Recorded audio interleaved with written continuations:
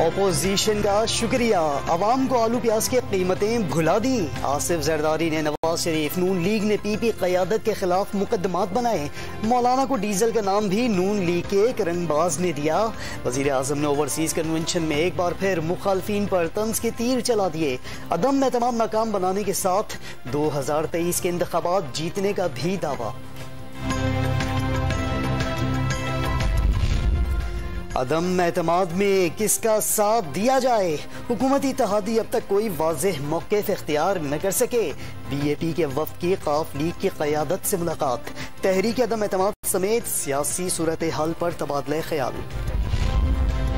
Opposition ने इस्लामाबाद में आज रात 9 बजे हंगामी इजलास तलब कर लिया।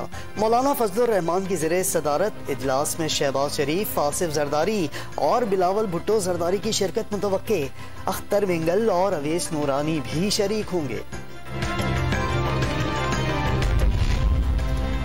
बिलावल भुट्टो जरदारी से लीगल टीम की मुलाकात, वजीर आजम, स्पीकर कौमी असम्बली और विफाकी वज़रा के मुबैना धमकी आमेज बयानात का जायजा, हाई कोर्ट से रुजू करने पर गौर।